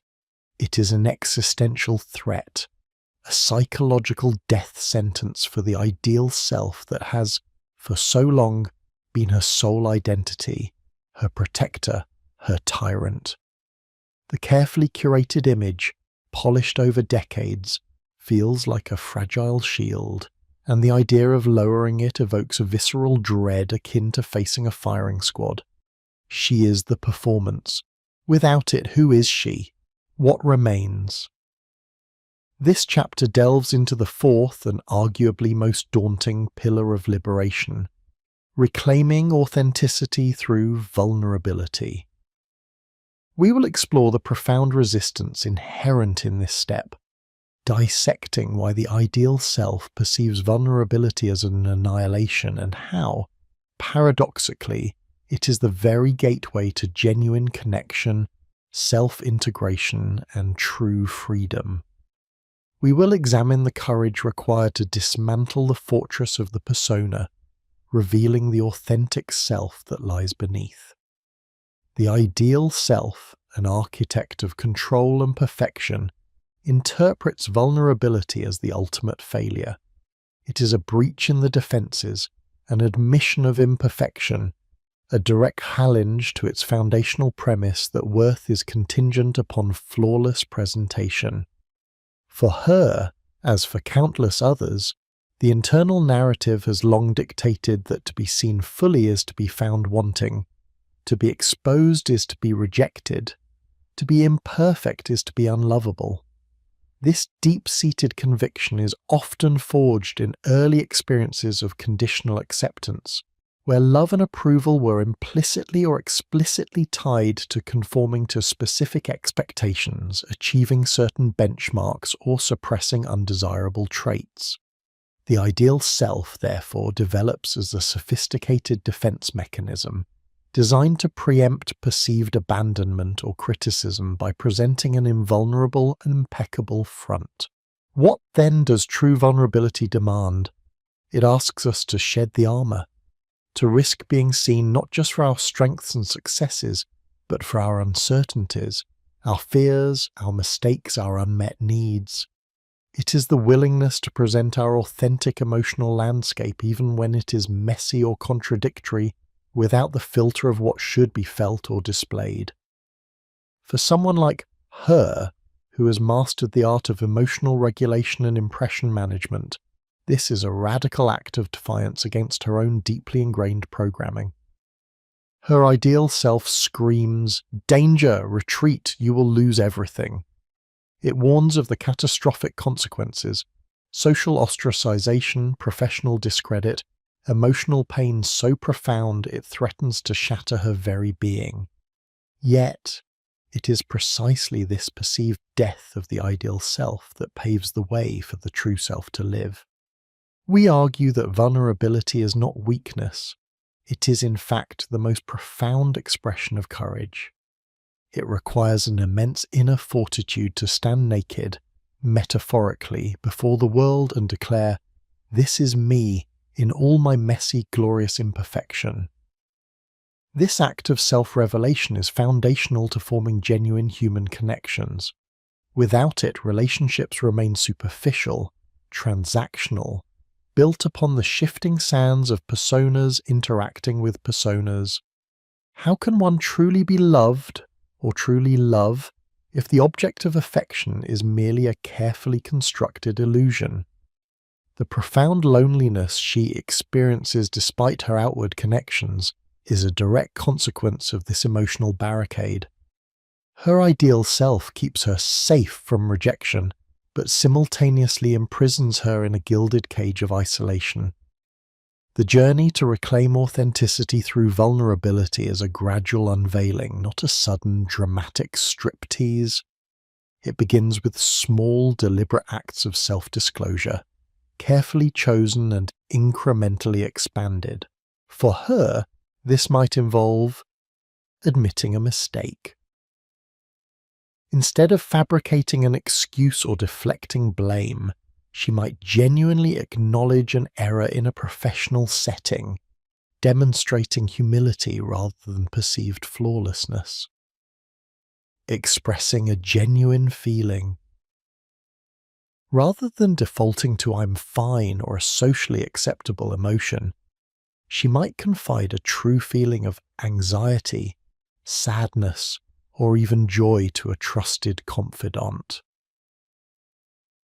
Asking for help.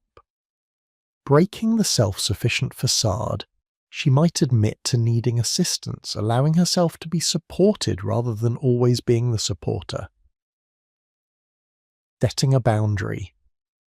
Communicating a personal limit or need, even if it might displease another, is an act of self-respect and authentic self-expression. Each of these seemingly minor acts chips away at the ideal self's fortifications. Each successful or even imperfect experience of vulnerability, where the world does not in fact collapse, provides crucial counter-evidence to the ideal self's dire predictions.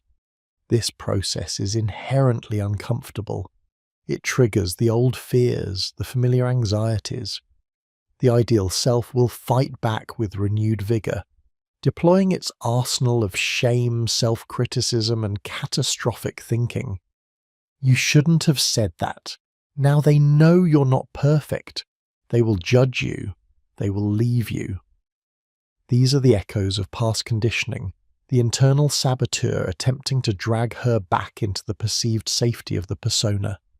However, the cultivation of radical awareness, the embracing of unconditional self-acceptance, and the conscious deconstruction of external validation, which she has already begun, provide essential scaffolding for this perilous journey. Radical awareness allows her to identify the ideal self's fear-mongering for what it is, a protective but ultimately limiting mechanism, rather than an objective truth. Unconditional self-acceptance provides an internal baseline of worthiness, a quiet assurance that even if her vulnerability is met with rejection, her inherent value remains intact. The deconstruction of external validation weakens the power of others' opinions, making the potential sting of criticism less devastating. She is learning that her worth is not derived from external approval, but from her intrinsic being. We will further contend that vulnerability is not merely about sharing weaknesses, it is equally about sharing authentic joys, passions, and dreams. The ideal self often filters these too, presenting only those aspirations that are deemed acceptable or impressive. True vulnerability allows the full spectrum of the human experience to be seen and shared, fostering a deeper sense of belonging and mutual understanding. It invites others to reciprocate, creating a powerful feedback loop of authenticity that strengthens relationships and builds trust. For her, the prospect of this pillar is less about grand gestures and more about consistent incremental choices.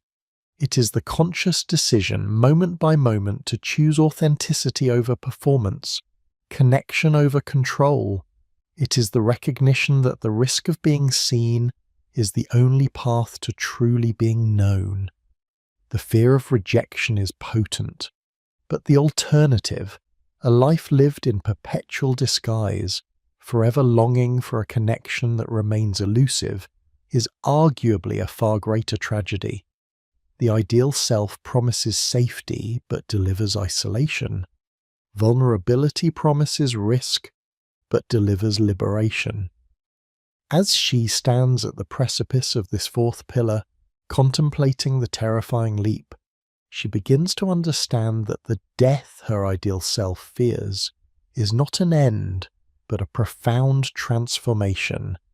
It is the death of a lie, the shedding of an old skin to allow a more vibrant, authentic self to emerge.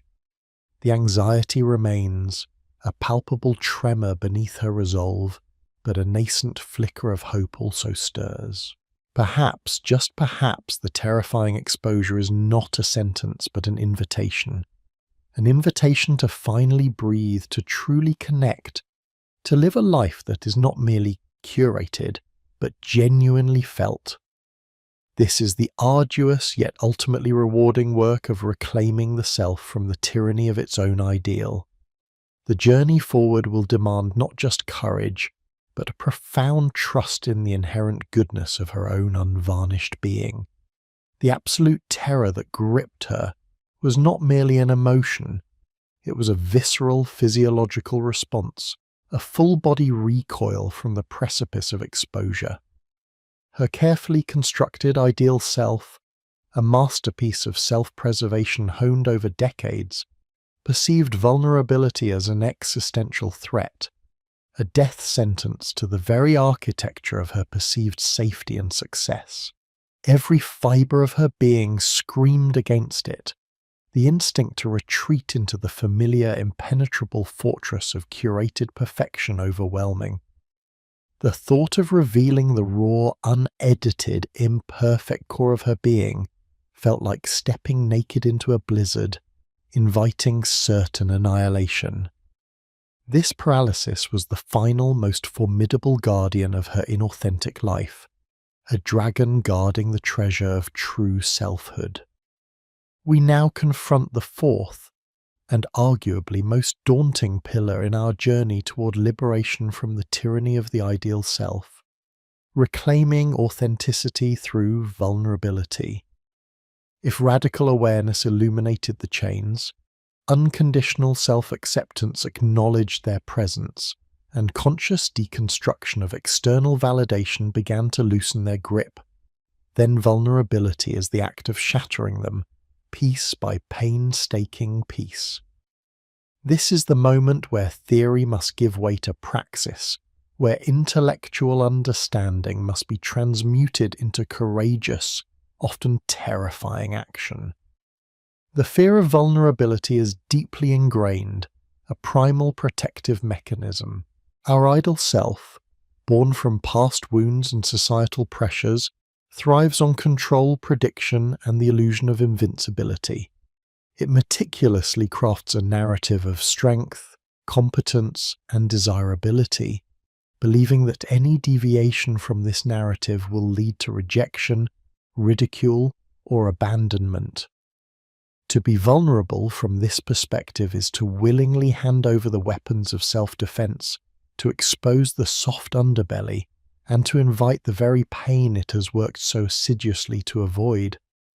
It is to risk the death of the persona, and for the ego, this feels like an actual death. However, we propose that this perceived death is not an end, but a profound metamorphosis. It is the necessary relinquishing of a false self to make space for the authentic one. The paradox of vulnerability lies in its dual nature. It is simultaneously our greatest perceived weakness and our most potent source of strength. When we allow ourselves to be seen, truly seen, with all our imperfections, doubts, and struggles, we are not diminishing our worth, but affirming our humanity. This act, far from being a sign of fragility, is an unparalleled demonstration of courage. It requires an internal fortitude that far surpasses the energy expended in maintaining a flawless facade. How then do we navigate this terror? How do we take the first trembling steps into the uncharted territory of genuine self-exposure? The path is not one of sudden dramatic leaps, but rather a series of intentional, incremental movements. We begin by reframing vulnerability, shifting our perception from it being a liability to an asset. Firstly, we must understand that authentic vulnerability is not reckless oversharing or emotional dumping. It is a conscious, intentional choice to share our inner world with appropriate individuals in safe contexts. It is discerning, not indiscriminate. This distinction is crucial. The ideal self often conflates vulnerability with weakness because it imagines a complete, unbridled exposure to an indifferent or hostile world. But true vulnerability is an act of trust, both in oneself and in others. We advocate for the practice of micro-vulnerabilities. These are small, manageable acts of authentic self-disclosure that gradually build our capacity for greater openness. It might be confessing a minor insecurity to a trusted friend, admitting a mistake at work, sharing a moment of genuine confusion, or expressing a heartfelt emotion without immediately intellectualizing or retracting it.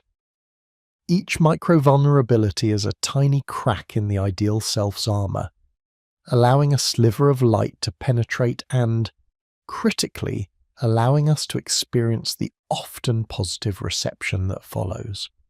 This positive reinforcement, however small, begins to rewire the brain's association of vulnerability with danger.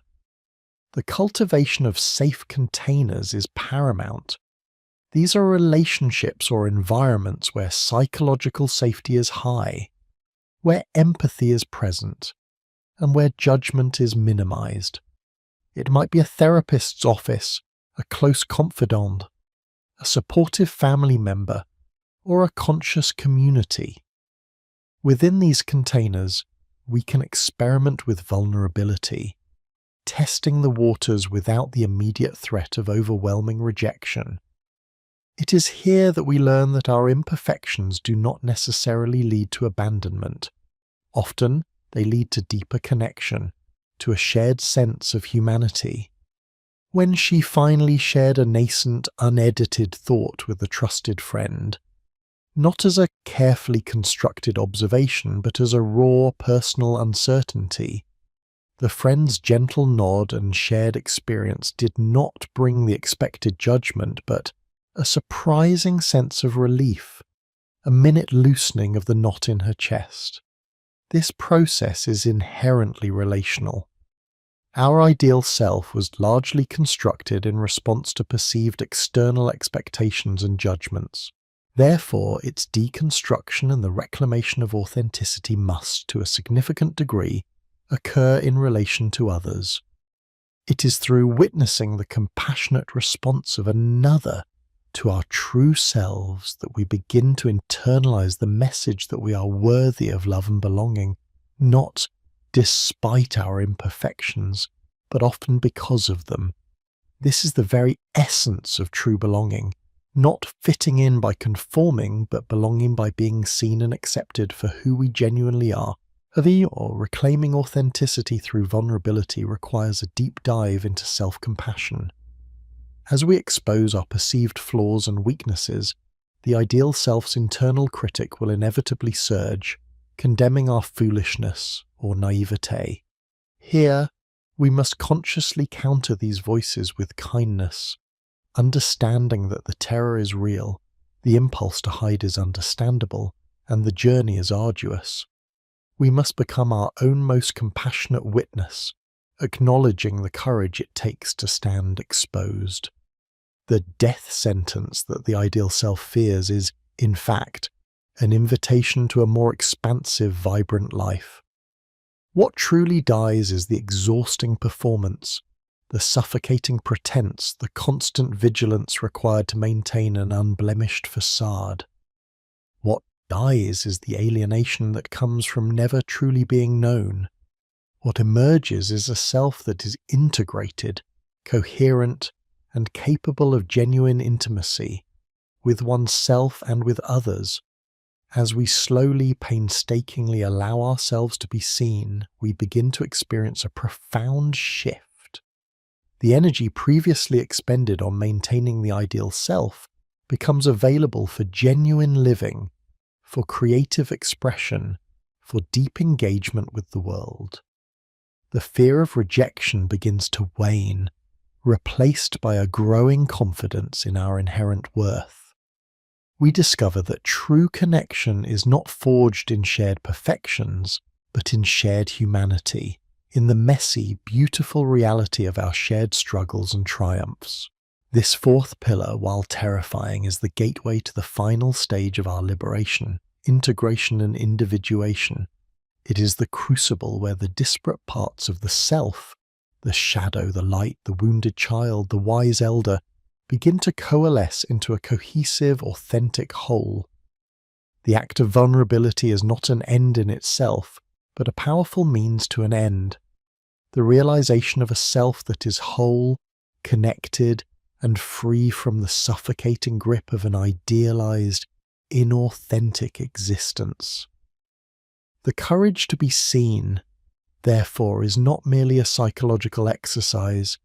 It is a spiritual imperative, a fundamental step toward embodying our deepest truth and experiencing the profound belonging that is our birthright. The journey ahead for her, and for all of us, demands an unwavering commitment to this scary, beautiful process, promising a life of true presence and authentic connection on the other side of fear. The precipice of vulnerability loomed, a chasm so terrifying that her carefully constructed world teetered on its edge. To expose the raw, unpolished self, to allow the cracks in the facade to show, felt like an existential threat, a death sentence to the ideal self that had promised safety and control. This persona, so meticulously curated, had become her prison, yet it was a prison she knew, a familiar tormentor. The thought of its demise, however necessary, evoked an absolute terror, a paralyzing fear that froze her at the threshold of authentic connection.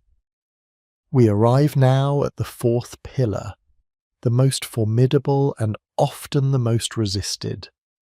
Reclaiming authenticity through vulnerability. This is not merely an act, but a profound reorientation of one's entire being, a courageous descent into the unknown territories of genuine self-expression. The ideal self, by its very nature, is antithetical to vulnerability. It thrives on perfection, predictability and control, presenting a polished image designed to preempt judgment and secure external validation. Vulnerability, conversely, is the intentional act of allowing oneself to be seen, fully, imperfectly, without guarantees of acceptance. It is the willingness to remove the armor, to stand exposed, and to trust that one's inherent worth will not crumble under the gaze of another, or indeed, under one's own. Why does vulnerability evoke such profound terror? We submit that the fear is multifaceted, deeply rooted in our evolutionary and psychological wiring. Firstly, it represents a loss of control. The ideal self is a master of narrative, meticulously editing every detail of our presentation. Vulnerability surrenders this editorial power, inviting the unpredictable responses of others. Secondly, it opens us to judgment and rejection, echoing primal fears of ostracization from the tribe. If our true self, with its perceived flaws, insecurities, and imperfections, is revealed, will we be found wanting? Will we be deemed unworthy of love, belonging, or success? This fear is particularly acute for those whose sense of self has been conditioned upon external approval, a system the ideal self rigorously upholds. Thirdly, for many, vulnerability is synonymous with weakness. We are often taught, implicitly and explicitly, that strength lies in resilience, stoicism, and emotional containment. To express fear, uncertainty, or need is perceived as an admission of frailty, an open invitation for others to exploit or dismiss us. Yet paradoxically, it is precisely this perceived weakness that holds the key to our greatest strength. True connection, authentic intimacy, and genuine belonging are impossible without vulnerability. The ideal self, while adept at garnering admiration, generates only superficial relationships. It fosters a sense of profound isolation because it never truly allows anyone in. How can one be loved for who they are if they never reveal who they are? The answer is stark. They cannot. The connection forged through a persona is always to the persona, not to the person. This creates an unbridgeable chasm between our internal reality and our external presentation, leading to the pervasive loneliness and alienation that plague so many. For her, the thought of vulnerability was not merely discomforting, it was a perceived annihilation. Her entire existence had been a performance, a meticulously choreographed dance to maintain an illusion of effortless perfection. To drop the mask meant risking everything: her professional standing, her social currency, her very identity as she understood it. The ideal self screamed warnings of catastrophic failure, of being exposed as an impostor, of losing everything she had worked so tirelessly to build. It presented vulnerability as a gateway to absolute chaos, a betrayal of the carefully constructed order that had, until now, kept her functional, albeit profoundly unhappy. The journey towards reclaiming authenticity through vulnerability is rarely a sudden leap. It is more often a series of incremental, courageous steps. This is where the concept of micro-vulnerabilities becomes invaluable. Rather than advocating for an immediate, wholesale unburdening of one's deepest fears to the nearest stranger, we propose a strategic and compassionate approach. Micro-vulnerabilities are small, intentional acts of authentic self-disclosure, carefully chosen within contexts of perceived safety. This might involve admitting a mistake to a trusted colleague, sharing a genuine insecurity with a close friend, expressing a true feeling in a low-stakes conversation, or even acknowledging a moment of struggle in a personal journal. The purpose is not to solicit sympathy, but to practice the act of genuine self-revelation, to observe its impact, and to gradually recalibrate our internal threat assessment. The gradual integration of micro-vulnerabilities serves several critical functions. Firstly, it allows us to test the waters, building confidence and resilience as we discover that the sky does not in fact fall when we reveal a less than perfect aspect of ourselves. We begin to gather empirical evidence that challenges the ideal self's dire predictions. Secondly, it helps us to identify truly safe spaces and trustworthy individuals. Not everyone is equipped or willing to hold our vulnerability with care. Learning to discern who is deserving of our authentic self is a crucial part of this process, preventing further trauma and reinforcing the wisdom of measured self-disclosure. Thirdly, each act of vulnerability, no matter how small, is an act of self-compassion. It is a declaration that our inherent worth is not contingent upon flawless performance, and that our messy, imperfect humanity is precisely what makes us relatable and capable of profound connection. She found herself paralyzed by the enormity of this fourth pillar, yet the insistent ache of her alienation grew more unbearable than the thought of exposure. Her carefully curated relationships, once sources of validation, now felt hollow, echoing her own internal emptiness. The discomfort of her inauthenticity had become so profound that it began to outweigh the terror of the unknown. This shift, when the pain of staying the same becomes greater than the pain of change, is often the catalyst for courageous action. She began tentatively to experiment with micro-vulnerabilities, starting in the safest of spaces, her own internal dialogue. Instead of immediately suppressing a thought of self-doubt or a moment of exhaustion, she allowed herself to acknowledge it, to name it without judgment. This internal allowance was a crucial first step, a foundational act of self-acceptance that paved the way for external expression. Her first conscious external micro-vulnerability was almost imperceptible. In a casual conversation with a long-standing friend, instead of offering a perfectly polished account of her day, she admitted, "I'm actually feeling a little overwhelmed today, much more than I let on." The world did not end. Her friend offered empathy, not judgment. This small success, a tiny crack in the formidable wall of her ideal self, sent a ripple of both relief and profound fear through her. The relief was in the unexpected acceptance. The fear was in the realization of how much she'd been hiding and how much further she had to go. As individuals begin to tentatively embrace vulnerability, they initiate a profound shift from a life dictated by external validation to one guided by internal congruence. The constant monitoring of external cues, what others think, what is expected, what will be approved of, begins to wane. In its place emerges a nascent sense of internal compass, a growing awareness of one's authentic needs, desires, and boundaries. This shift prepares the ground for the fifth and final pillar of our framework: integration and individuation.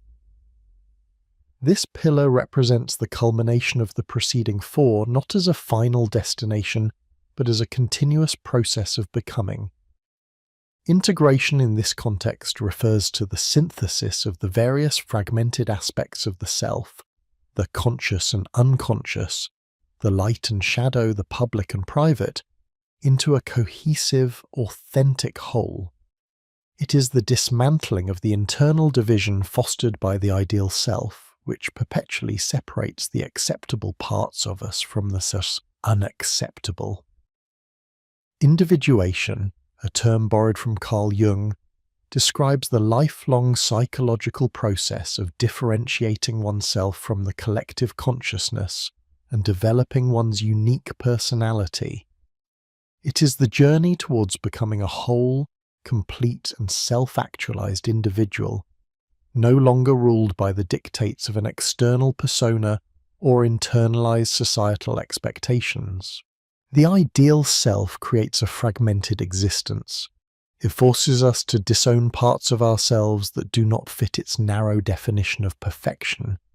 These disowned parts, our insecurities, our fears, our unacceptable emotions, our true desires, do not disappear. Instead, they recede into the shadows of our psyche, often manifesting as anxiety, self-sabotage, or a pervasive sense of inauthenticity. Integration is the courageous act of shining a light on these disowned aspects, acknowledging their existence, and consciously bringing them back into the fold of our self-concept. It involves recognizing that our perceived flaws and imperfections are not weaknesses to be hidden, but integral components of our unique human experience. For her, the initial steps toward integration and individuation were subtle yet profound. Having practiced radical awareness, she could now observe the ideal self's machinations without immediately identifying with them. Through unconditional self-acceptance, she was beginning to soften the harsh self-criticism that had once been her constant companion. The conscious deconstruction of external validation was slowly loosening the ideal self's grip on her sense of worth. And now the nascent exploration of vulnerability was allowing her to glimpse the possibility of a self that was not perpetually performing. Integration for her would mean learning to embrace the parts of herself she had long deemed undesirable, her moments of doubt, her occasional clumsiness, her true desire for quiet solitude over constant social engagement, her fear of not being enough. It would involve reconciling the outwardly successful professional with the inwardly anxious individual, recognizing both as legitimate facets of her being. Individuation would then be the active embodiment of this integrated self in the world, making choices aligned with her authentic values, rather than the expectations of others, cultivating relationships based on genuine connection rather than curated image, and pursuing a life that truly resonated with her deepest self. This journey is not without its challenges. The ideal self, having served as a protective mechanism for so long, will resist its dissolution, often with renewed vigour. There will be moments of doubt, fear, and regression. The discomfort of shedding old patterns and embracing new ways of being can be profound.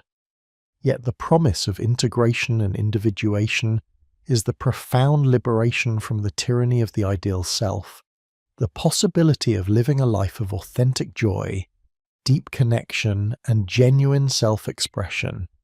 It is the return to wholeness, a reclamation of the self that was always there, patiently waiting beneath the layers of performance and expectation. In the chapters that follow, we will delve deeper into the practical applications of integration and individuation.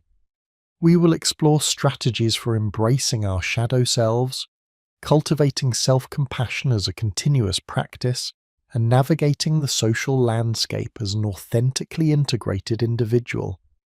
We will examine how this final pillar not only transforms our internal world, but also reshapes our relationships, our purpose, and our overall experience of being alive. The journey from fragmentation to wholeness is perhaps the most significant undertaking of human existence, offering not just freedom from the ideal self, but the profound joy of truly becoming oneself.